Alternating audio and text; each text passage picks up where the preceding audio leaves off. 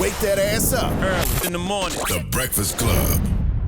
Morning, everybody. It's DJ Envy, Angela Yee, Charlamagne the Guy. We are the Breakfast Club. We got some special guests on the line this morning. From your Houston Texans, we have DeShaun Watson, and also our guy who's been up here before, an artiste from Philly, King Saladeen. What's up? Good morning, fellas. My brothers, brothers. What's happening? Good morning. Good morning, everybody. I forgot how early this show is. Oh, my God. First of all, DeShaun, I'm from South Carolina. Okay. But I'm from Monk's Corner, and I lived in Columbia, and my wife is a Gamecock. All right? So you know it's already smoke. All right? Okay. And I'm a Dallas Cowboy fan. Damn. So far as I'm concerned, you always on the wrong side. And Charlamagne's always on the wrong goddamn side all the time. So now DeShaun, now you got a book that you have coming out. Yes, sir. Let's talk about the book and where you came from, because a lot of people might not know where you came from. You're originally from Georgia. Tell us about the book and your struggles and how you came up in the game and how you became this star in Houston.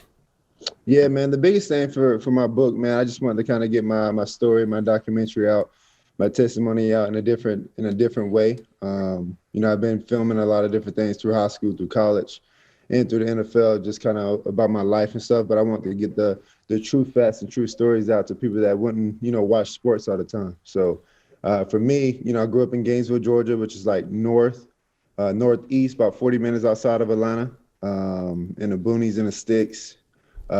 Single parent mom, 4 kids. And then she was diagnosed with tongue cancer.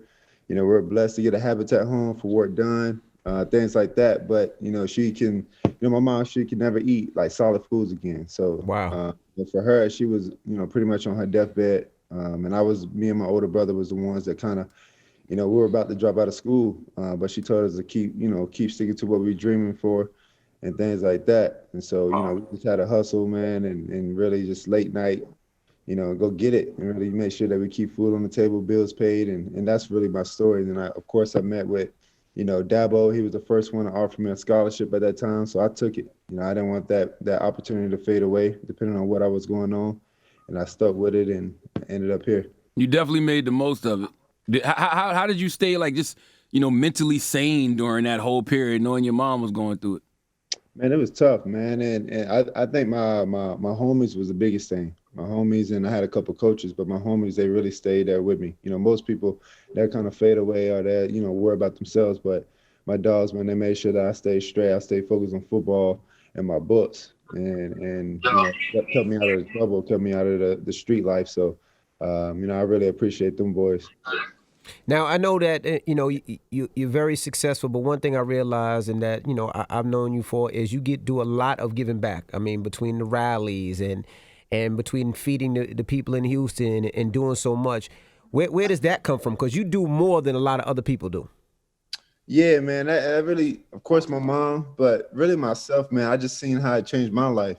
When Ward Dunn came back to to Gainesville, and he blessed my mom with furniture, food, a house. Man, that really changed the direction of my life. So I seen how that changed, and over the course of my career, I've been giving back and seeing these families change their lives and these little kids change their path. So for me, I'm very passionate about the younger generation, having opportunities to fulfill their dreams like I did. So I feel like every time I can, if I can get back in, in these hoods and these communities, man, I can really just help at least one kid, get to where they want to get to. So what do you and my guy King Saladeen got going on? Yeah, man. So we've been doing a lot of collabs. I mean, Beats by Dre. He designed my headphone set, especially for this week. My cleats for Cause from the NFL. So with Nike, and then of course my book. He did the cover of my book. So my Beats and cleats is going to be revealed Sunday for my game, and then Monday that's when the book cover. So, how did y'all link up? We actually linked up when I was in New York. Through my guy named Wayne. Wayne, what up, Wayne? Yeah, Wayne and my business manager Bernie. They linked us up, and he knew that I like art, so it was just a vibe and a connection, just kind of naturally happened. Now, when you say you like art, what does that mean? Oh, go ahead. I'm sorry.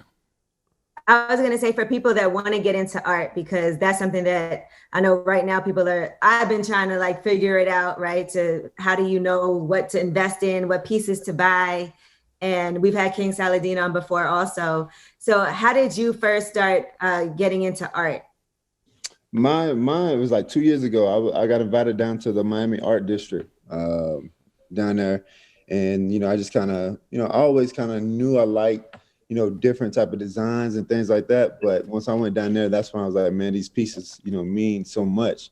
And so over the course of the years, I kind of start diving into it. Even now, I still don't know everything about art. But once I met Saladeen and he started telling me his passion and the reasoning behind everything that he's doing, I kind of fell into love into that. And he made everything, a lot of the designs about what I'm passionate about. So that's the reason why I like art. It just kind of gives you a different feel and a different perspective on, how you see different things. Now, how have both of y'all been dealing with the pandemic? I know he has to go soon, guys, because he has to go get tested at the stadium. I know I said he said in about another 30 minutes you gotta be at the stadium. But y'all got a game tonight? No. We gotta get COVID tested every day. Oh, okay. But how have you guys been dealing with the pandemic? First with you, Saladeen, has it been easier because it gives you a lot of time to, paint and to do your art, or is it more stressful because you don't get to see the world to be able to paint your art? I think it's a little bit both, man. But I've been blessed enough to, I've been out to Houston a few times to come kick it with, DeShaun and his team and his family, come to a couple games. The moving around is always going to be kind of crazy, but being in the studio helps me like be able to finish all of my projects also. You know what I'm saying? Like I had a crazy travel schedule, so I had to be here one day, and I don't get everything, and I don't get to put the time into every project like, 100%. So right now I think I'm just weathering the storm, man. It is what it is, pretty much. You know what I mean? And DeShaun, I know some of your players got COVID, so I mean, some days you don't know who you have on your team. Some days your wide receiver might be out, your lineman might be out. So how do you deal with that with playing football? Man, it's crazy. I really just try to get as many reps as I can with everybody, and really just whoever show up on the field, man. I just got to go out there and do my thing, and really control what I can control, and just keep it moving. I see. And in addition to that, I saw it's been important for you to make a statement on what's going on socially right now too. And I saw what you did with George Floyd as well with the jersey. So how has that affected you when it comes to playing? Not so much that I thought it was going to be because of the organization. They kind of, made sure that everything's been straight. And then, of course, I've been having a lot of people that's very, very active in the social justice with, a guy named Mike Thomas, Kenny Stills, those guys like that. And I've just been kind of learning from them and reading with them. But at the same time, I just really want to kind of get my voice out and do something with for George Floyd and his community and his school. So I teamed up with Nike, gave out jerseys and did like a little doc and, gave some kids advice and things like that. I want to ask you a couple more questions before you get up out of here. Do you believe that it's still a stigma with black quarterbacks in the NFL? Most definitely. Yeah. I mean, it's changing. It's going in the right direction, but, it's still there. And you can still feel it, and I feel like, the tables is definitely turning faster than what it was a couple years ago.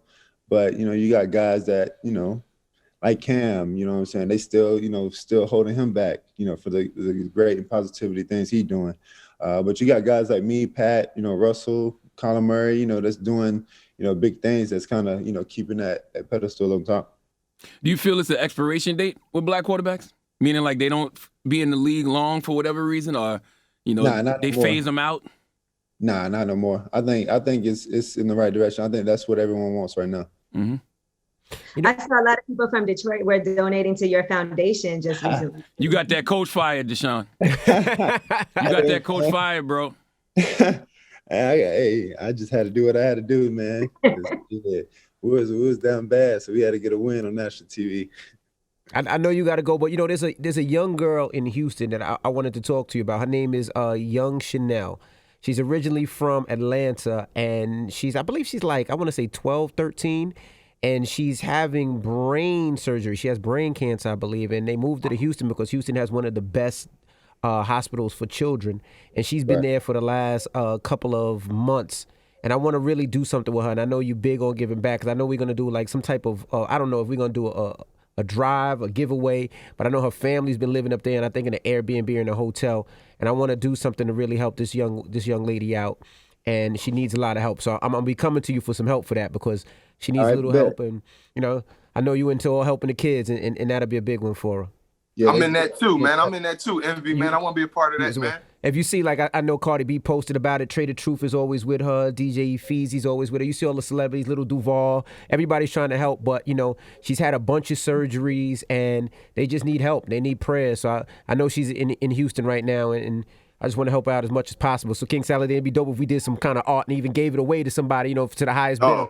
And you already know. Whatever you need, man. The give back gang. You know what I mean? Yeah. Let's do it. And DeShaun, you know, Mark Sanchez said the Texans are wasting your talent if they don't build around you. Do you agree with that? Yeah, man. Me and my team, me and my agent, you know, we've been talking with the ownership, and you know, we're gonna figure a lot of things out, especially this offseason. So we got to get this on the right track. It's a lot of, you know, different things that's going on. You know, that's inside. So, you know, that's what we've been working on, especially throughout the season. But these last couple of weeks in the off season, that's something that we're gonna be really, you know, focus on to get this turned around. And Mike Greenberg said you're having the best season nobody's gonna ever remember because the Texans are 4-7. What's your response to that? You know, I gotta change that ending part. You know, somebody's, you know, people gonna remember it. You know what I'm saying? Mm-hmm. So we got 5 more games, so we try to get in the playoffs for people to know that, hey man, he really did. Him and his boys really did turn the thing around towards the end. So yeah, that's what I'm focused on. We appreciate you, brothers, for checking in. I know you got to go to the field, man, but thank you, and we'll be looking out for your book and all the things that you do, man. Appreciate y'all for checking in. Peace, Kings. Thanks again. All right, y'all. Thanks again.